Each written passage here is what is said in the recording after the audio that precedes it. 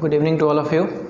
Welcome to the online classes of Infinity Institute for the preparation of BCom entrance examination. First of all, I would like to discuss the course structure which I am going to undertake in the next few months. I would divide the whole syllabus which I will be undertaking in three parts. First is the economics.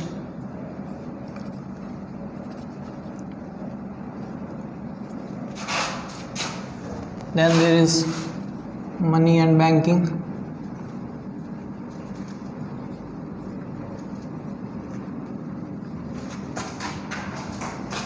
And then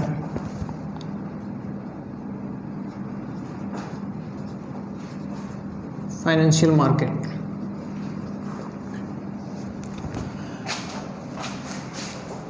Students, under economics, we mainly have to focus on microeconomics. In macro, we only have to study national income, and for money and banking we have a separate unit, so we'll discuss that in different syllabus. So under economics, first from the macro part we have national income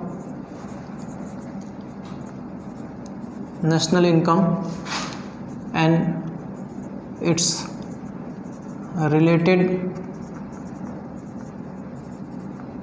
aggregates.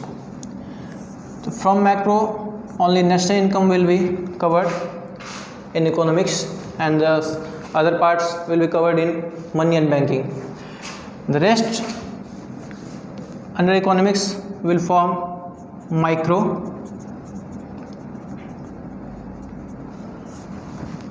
Under micro, we first of all we have to do the introductory part. Then there is consumer surplus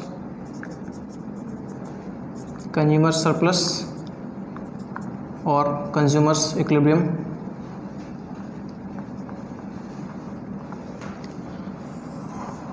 Under consumer's equilibrium, we will discuss different approaches. First is utility approach.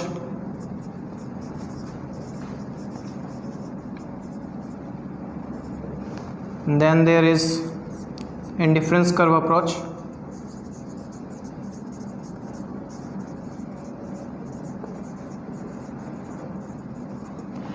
And the other part which you might not have studied in 12th class, that is revealed preference theory.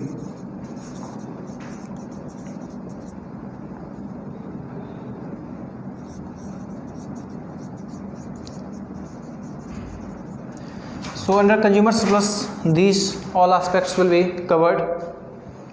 Then we will move on to production function. After that we will be moving to demand and elasticity of demand. After that we will move to production and its functions.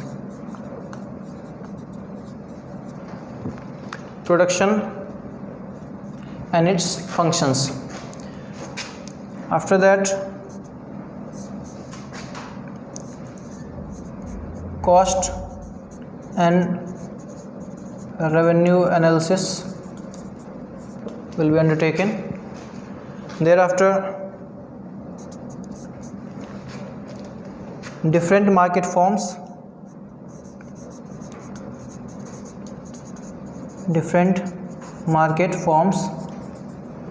Under this unit we have to discuss perfect competition, monopoly, monopolistic, oligopoly and duopoly.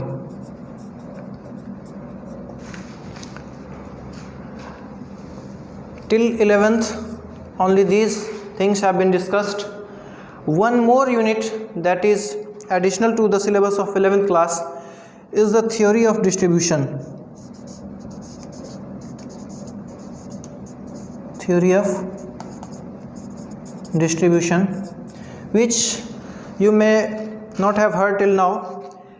In theory of distribution, we will mainly be discussing theory of interest, theory of wages, theory of profit, and theory of rent. So these are basically the compensation that is paid to the different factors of production, that is land, labor, capital, and entrepreneurs.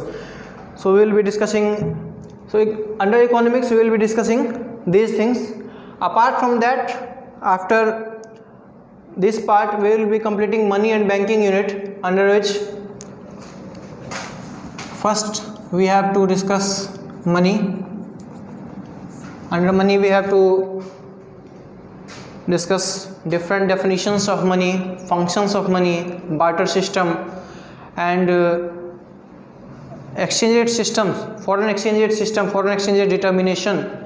So these aspects will be covered under money. Thereafter we will move on to banking. Under banking we have to discuss about central banking and the commercial banks. These have been already covered in the 12th syllabus of macro, but apart from that, some certain aspects which have not been covered till now will also be covered for the consideration of BCom entrance examination. Under this head, apart from money and banking, two different heads are also there. Third is insurance. I will be covering money, foreign exchange in money itself. Foreign exchange in money itself. Then there is theories of international trade. So these part you must not have studied till now, as it is not covered in the syllabus of 12th and 11th. Apart from that, there is one more subunit, that is negotiable Instrument Act 1881. Under this, various negotiable instruments such as bills of exchange, promissory note, checks, drafts, etc., these things will be discussed under Negotiable Instrument Act. I think this has also been not covered under your 11th and 12th syllabus till now. Bills of exchange you might have done in accountancy. Then financial market you must have studied in business studies of 12th. Under financial market we will be discussing first primary and secondary market, then there is capital market,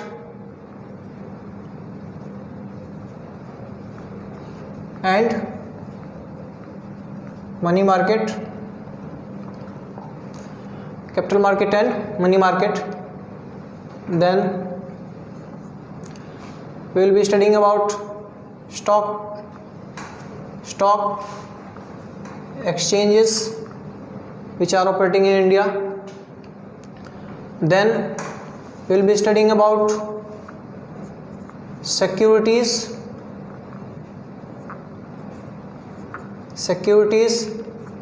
and Exchanges Board of India, that is SEBI. Then we will have to study depository system,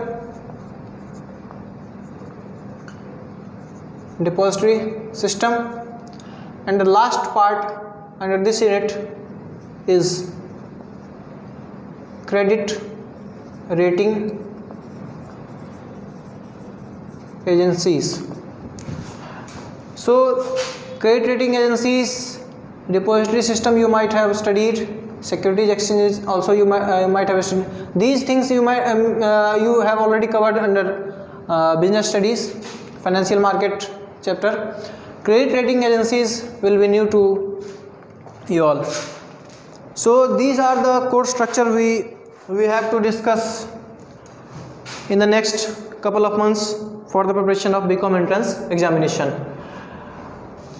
Since national income you have studied in 12th itself, it will be much familiar to you than these microeconomics, that is introductory microeconomics, consumer surplus and demand and elasticity of demand, production and its functions, cost and revenue analysis, and the price and output determination under different market forms. Theory of distribution is altogether entirely new to all of you. So first, since you are already familiar with the national income and its related aggregates, I will start with the national income chapter itself, and after completing this chapter we will move on to next topics. I am selecting national income for today's class only because from macro only national income is covered under this unit, and after that macro you will not have to study in much detail. Then we will finally move on to microeconomics. So we will be starting with national income and its related aggregates. I hope you all have written it down.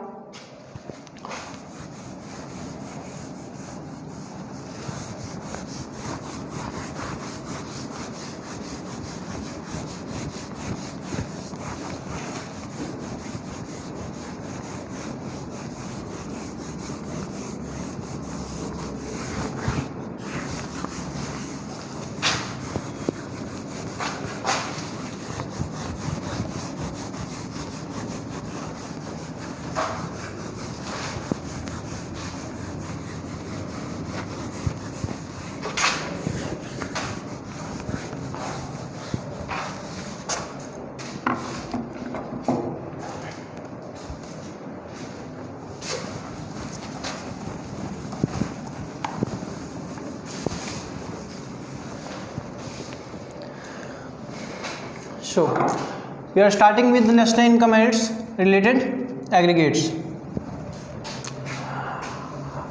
Unlike what? Pause है. Ink डाल दे. अच्छा दूसरा.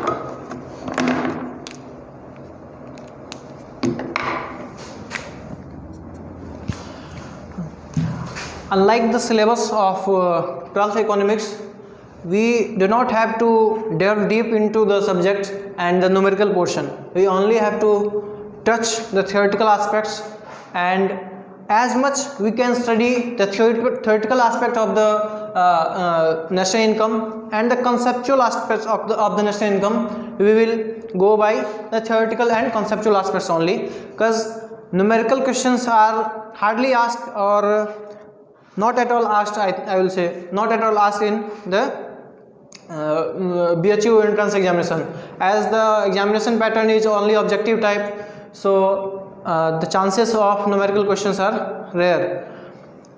So under national income we will start with some basic concepts and definitions. Thereafter we will move on to the different measures of national income. So first thing we will be discussing is stock and flows, then circular flow of income. Under this we will be studying real flow and money flow. After that we have leakage and injections. Leakage and injections. Thereafter we have to study about economic territory, then about the concept of resident. After resident we have with us factor income and transfer income. Factor income and transfer income. Then we have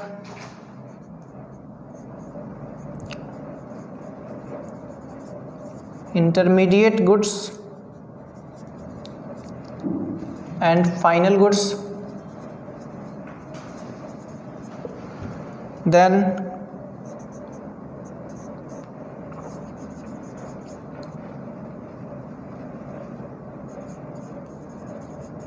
consumer goods and capital goods.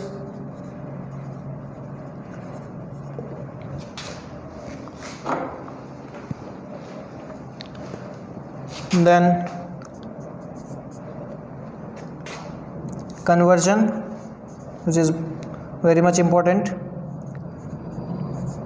Different conversions we have to study, and then we will finally move on to the methods.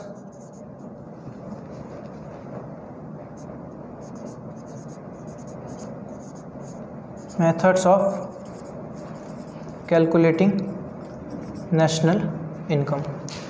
So these are the outlines of the syllabus which we will be covering under national income and its related aggregates.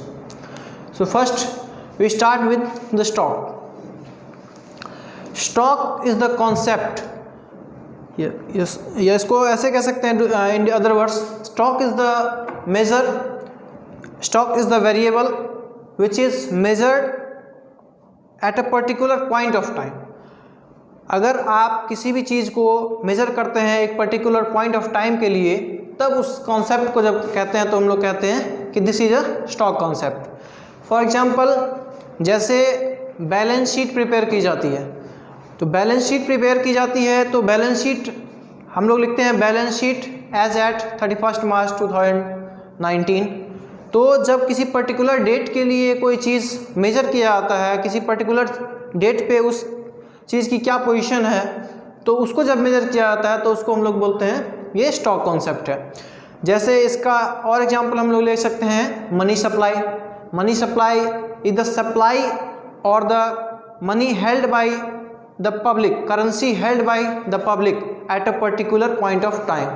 तो जब हम लोग at a particular point of time की बात करते हैं तो ये हमारा स्टॉक कॉन्सेप्ट होता है. तो स्टॉक कॉन्सेप्ट बेसिकली यही हुआ कि विच is measured for a particular point of time, तो उसको हम लोग स्टॉक कॉन्सेप्ट बोलेंगे. इसके एग्जांपल में आप preparation of balance sheet, presentation of balance sheet या फिर मनी सप्लाई, इसका एक बहुत ही बेहतरीन एग्जांपल हो सकता है. Then we move to flows.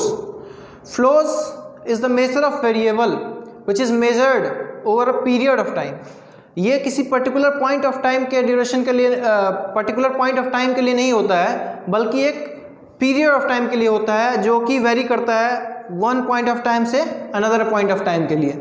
जैसे कि अगर दिया हो कि एक सप्ताह के लिए कोई चीज़ मेज़र कर रहे हैं, या फिर एक महीने के लिए मेज़र कर रहे हैं, या फिर एक क्वार्टर के लिए मेज़र कर रहे हैं, या फिर पूरे साल के लिए मेज़र कर रहे हैं, या 5 साल के लिए 5 ईयर्स के लिए मेज़र कर रहे हैं, तो अगर कोई पीरियड ऑफ टाइम इन्वॉल्व है तो उसको हम लोग बोलेंगे फ्लो कॉन्सेप्ट. जैसे इसके एग्जांपल्स में हम लोग देख सकते हैं कि preparation of financial statement, particularly profit and loss account, trading and profit and loss account.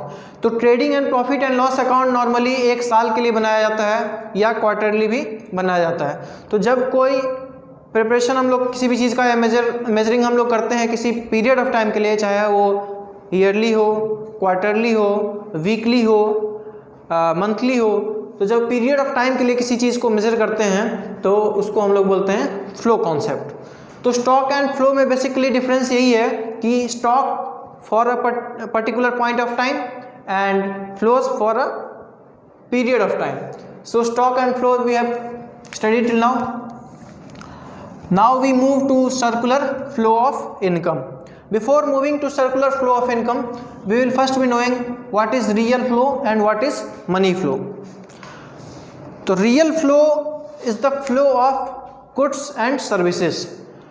Real flow is the flow of goods and services which do not involve any monetary exchanges.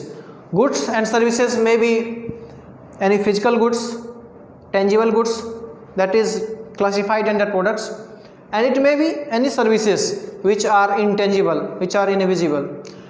Goods such as this marker, it may be duster, it may be board, it may be bike, it may be smartphones, it may be car.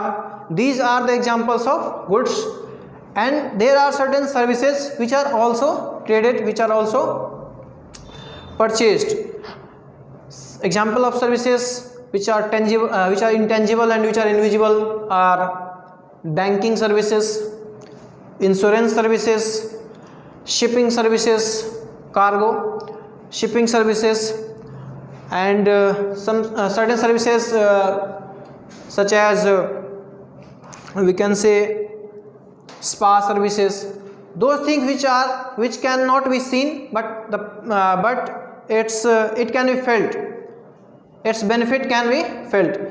So some example of services may be consultancy services.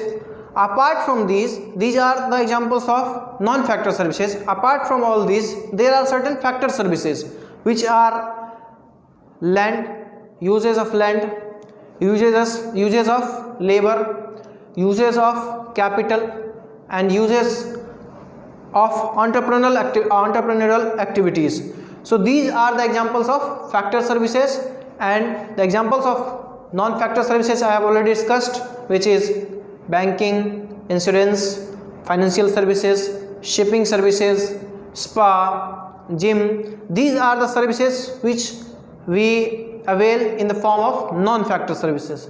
So if we are discussing about the flow of goods and services only, then we will be talking about real flows. Under real flows we talk only about the flow of goods and services. We do not involve money under real flow. Now what is money flow? Money flow is the flow of money against the compensation or against the consideration for the products and services which have been purchased. मान लीजिए आपने कोई product खरीदा है, उसके बदले आप जो पेमेंट कर रहे हैं एज ए कंसिडरेशन, तो उसका पेमेंट जो होगा वो मनी के टर्म में अगर आप कर रहे हैं तो वो फ्लो ऑफ मनी जो होगा मनी फ्लो में आ जाएगा। अगर जब हमने रियल फ्लो और मनी फ्लो पढ़ लिया है, तब हम लोग सर्कुलर फ्लो ऑफ इनकम को पढ़ते हैं। Circular flow of income basically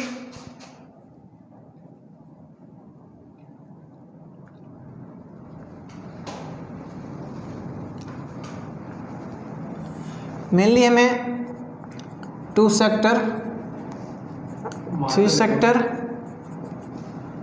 and 4 sector economy में पढ़ना है।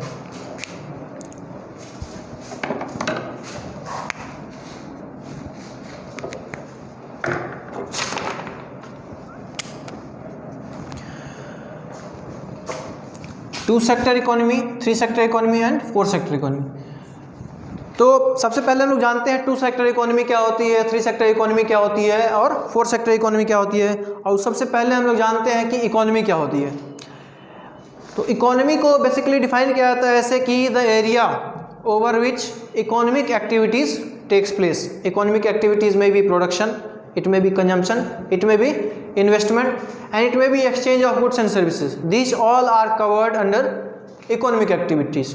So the area, particular area over which economic activities takes place, these are defined as economy.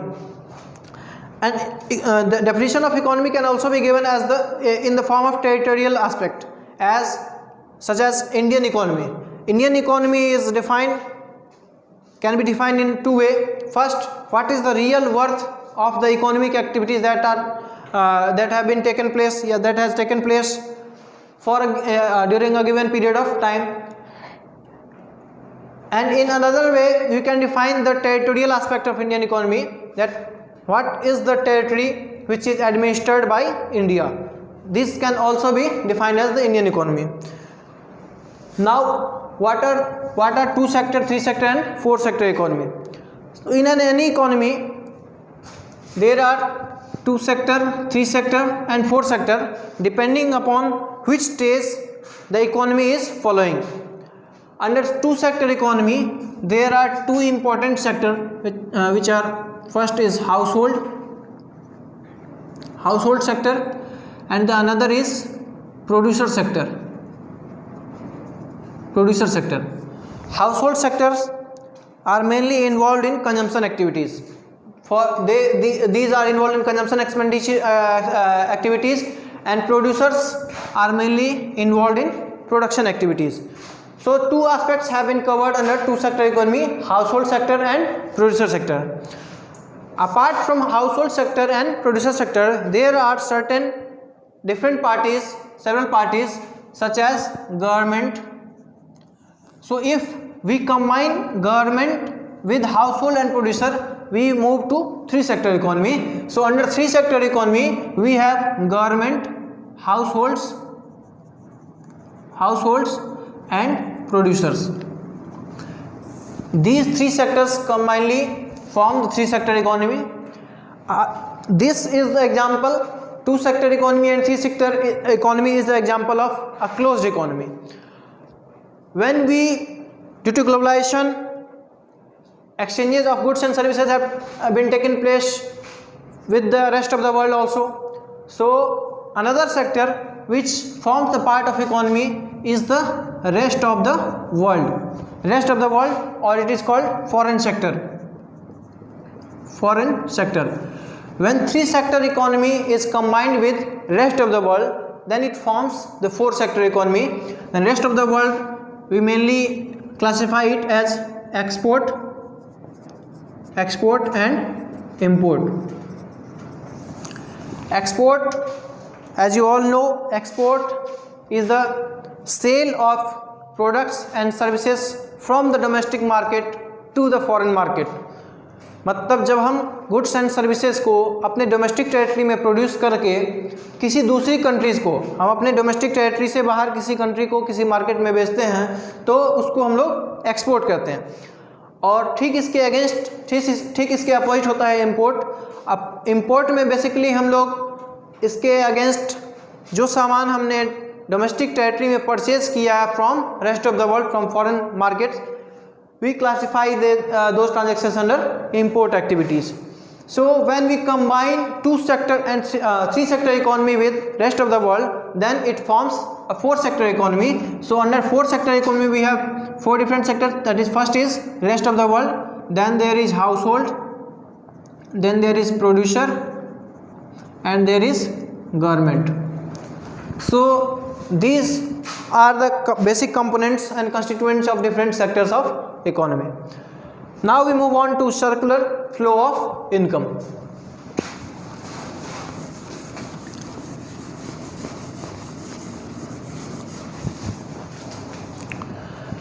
Circular flow of income, जैसा कि नाम है circular flow of income. 2 part में अगर हम लोग मेनली इसको डिवाइड करें तो क्या है, circular plus flow of income. When income flows from one sector to another sector in a circular manner, that is, income of one sector is the expenses of other, and the expenses of other is the income of one. So when income flows in a circular manner from one sector of an economy to the another sector, then the entire process of flow of income is called the circular flow of income. So under 2 sector economy, how economy flow in a circular manner? Let's suppose there is household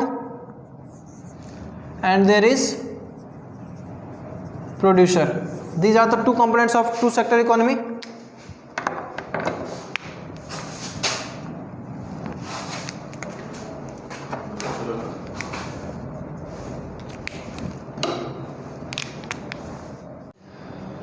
So there are under two sector economy we have household sector and producer sector. So we are households and we consume goods and services. So when the goods and services flow from producer to household, then it is termed as a real flow. If we depict this in this direction, then it is a real flow. Real flow, that is flow from producer to households. So what flows from producers to household? Goods and services. Goods and services. So the flow of goods and services from producers to household is real flow, and against the goods and services households make payment to the producers. So this flow of income, which is consumption for the household, becomes the income for the producers. So this flow of income from household to producers is termed as money flow. So the expenditure of household becomes the income for producers, and with this income producers will produce more goods, then these goods will in turn be consumed by household again, and this flow of income and consumption, income and expenditure will go on and on and on. So under two sector economy, in this way income flows in a circular manner, that is household to producer and then again producers to household. So this is the circular flow or the flow diagram of circular flow of income under two sector economy, which is household and producer sector. So we have studied till now circular flow of income under two sector economy. Now we will be studying circular flow of income under three sector economy. So under three sector economy, apart from households and producers, we have government. Apart from households and producers, we have government. So how government intervene in the economic activities of three sector economy? So we will continue with household and producers the way it was being undertaken under two sector economy. Now we have to discuss the role of government under circular flow of income. So how is government related to producers? So producers pays them taxes. Producers pays them taxes, that is mainly called the corporate tax. Corporate tax. Corporate tax mainly is paid by the companies or corporates to the government on the income which is earned by the producer sector or any corporate houses. So it may be 30%, 20% depending upon the rate which is fixed by the government for the particular period of time. So producers pays corporate taxes to the government. Households also pays taxes to the government. Household pays taxes to the government in two ways. One way is in the form of income tax. Income tax is the tax which is paid on the income earned by individuals to the government. Tax paid to the government by individuals on the income they have earned. So first is the income tax, which is also called the direct tax. Though corporate tax is also the part of direct tax, but since we are studying only household section, so we will be covering income tax only under direct tax. Then under indirect tax, mainly indirect tax forms the part of payment for government from the household sector. Under indirect tax we have mainly GST, custom, excise on few products. Mainly these things are covered under indirect tax. So everything we consume, we have to pay tax to the government authorities. This marker, if we buy in market, you will be seeing that on the labels it is written that the actual cost of production is this amount, and upon that amount some amount that is in the form of GST is added to the cost of product, and that becomes the maximum retail price of the product or the market price of the product. So anything we consume, against that consumption we pay a particular amount to the government in the form of taxes. So government earns taxes from the producers as well as the household. Then what does government do with that tax income or that tax earnings? So the main objective of the taxation system is to bring the equality or to reduce the inequalities in the masses. So with that tax earnings, government provides subsidies to the households. That is, subsidies is the amount which reduces the actual price of the product. The actual price of the product which is reduced is borne by the government. Like in market, if we go to purchase LPG cylinder, it will be available at 860 maybe or 800, but government is bearing residual. If we say that for the poor people or those who are availing the benefit of LPG subsidy, they are availing the LPG cylinder at 460. So the 340 residual amount is borne by government. So the benefit of subsidy is transferred to household by the government.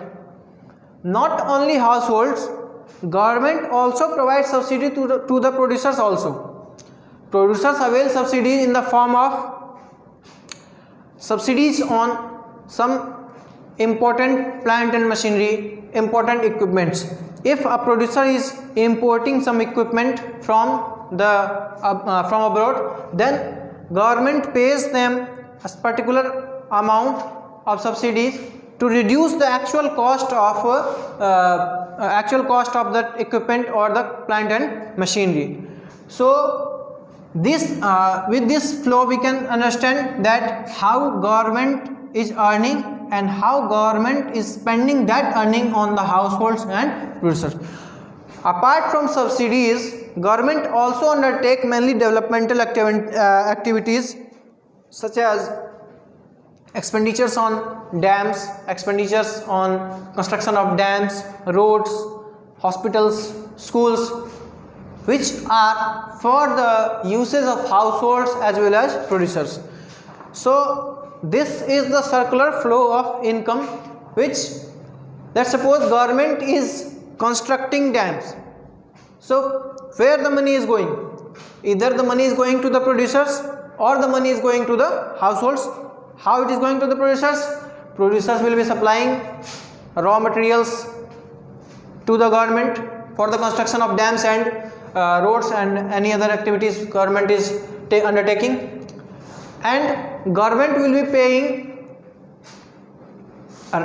wages or salaries to the household employees. So in this manner, the tax which is collected by government is dispersed again into the household sector as well as the producer sector.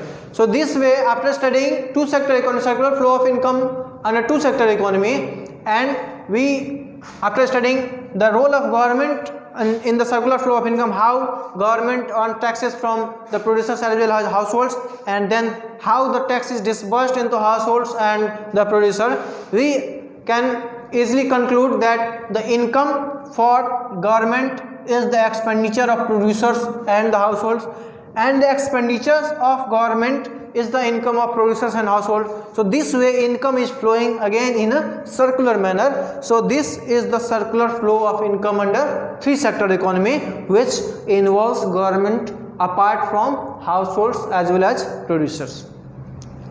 Now we move on to four sector economy.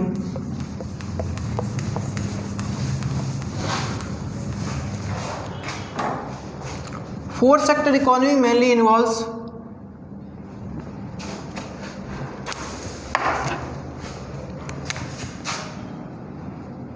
households, producers, let's say government, and rest of the world. These are the four sectors under fourth sector economy.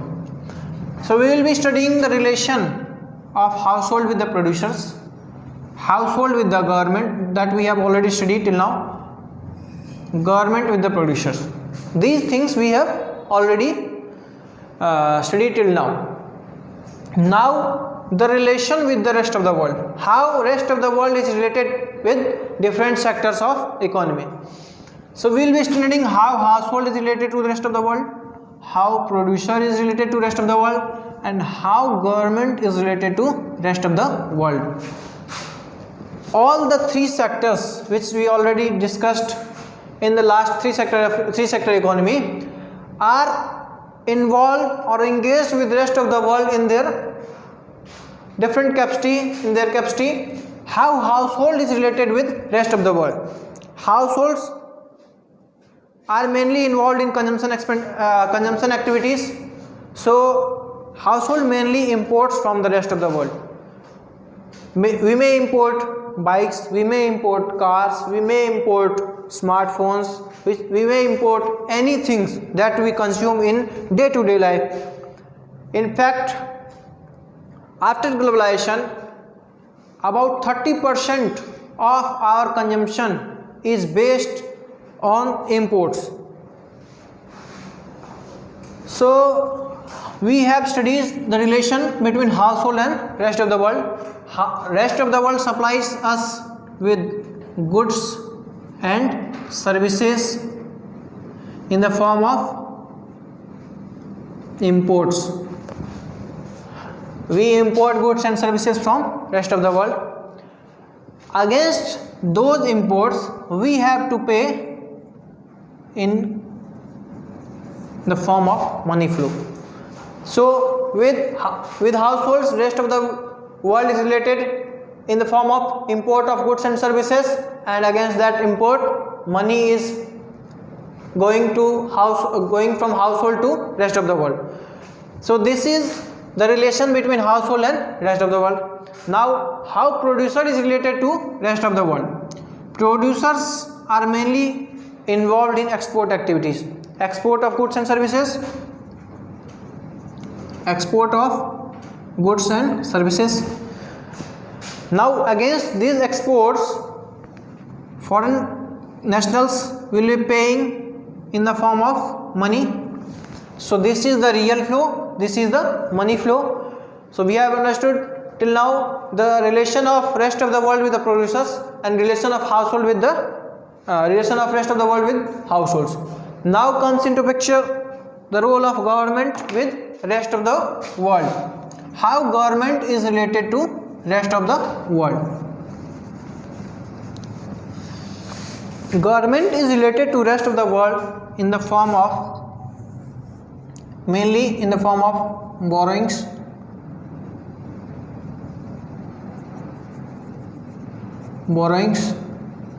and investment. There might be some component of export and import, but main component of the involvement of government with rest of the world is the borrowings and investment. So if a government is borrowing from the rest of the world, this flow is termed as money flow, that is flowing from rest of the world to the government. If government is providing loans to the rest of the world, then it is also money flow. In return, it is creating liabilities for either of the party which is availing the borrowing facilities.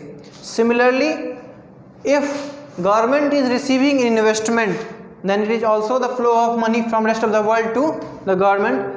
And if government is investing in the foreign country, then it is the flow of money from the government to the rest of the world. So these relations clearly defines the income of one is the expenditure for another, and the expenditure of one is the income from another, income for another. So this concept is mainly or basically called the circular flow of income. So now we have discussed till now circular flow of income under different sectors of economy. After circular flow of income, we move on to leakages and injection. Leakages are the money which goes out of the economic territory or which are pulled out from the economic frontier or the economic boundary. It is of no use to the economic activities, and these are lying idle, and these are of no uses. For example, main form of leakage is the savings.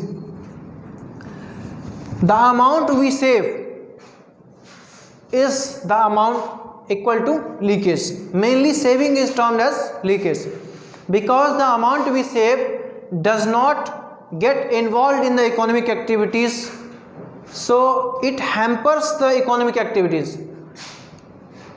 For micro aspect, it may be advantageous or beneficial for an individual, but when you go to the macro aspect of the economy, then saving is termed as leakage, and it is harmful for the economic activities and economic progress of the nation. So it is advised on a macro level to save less for aggravating the economic growth. Then now what is injection? Injection is the amount which is induced in the economy in the form of investment. Investment is the addition to the stock of capital. With investment, we can increase our production activities, we can increase, and with the increase in investment, income of a country multiplies and increases with the multiplier effect, that is termed as investment multiplier, which will be studying in different aspect. But mainly injection is related to investment, that is the introduction of money or additional introduction of money into the economic flow, economic frontier. So leakages and injection we have covered. Now what is economic territory?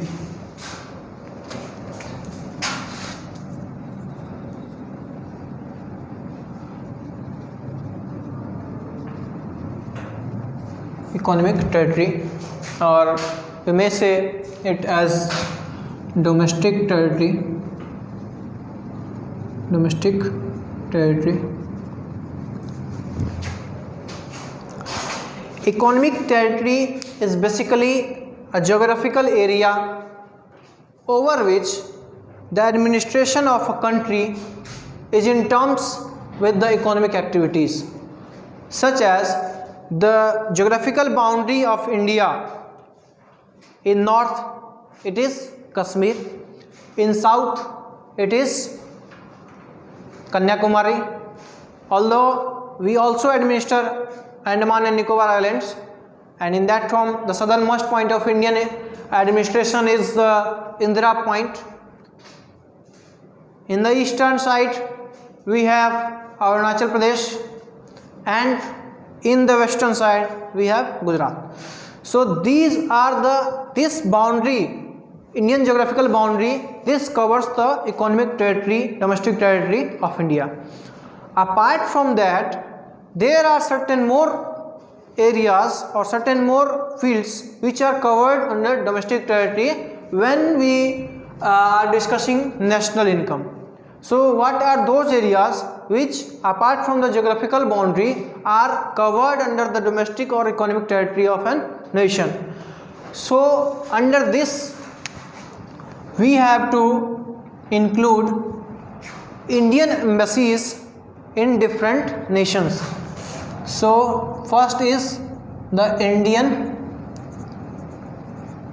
embassies situated in different nations. After globalization, the flow of goods and services as well as human resources have grown to many different nations. So the concept of embassies have developed, and the embassies, Indian embassies in different nations are included under the domestic or economic territory of India. Apart from that, if any shipping or jet aircrafts or any other such activities which are owned by the Indian nationals, wherever it is lying, doesn't matter, it will be covered under the economic territory. Shipping, aircrafts, vessels,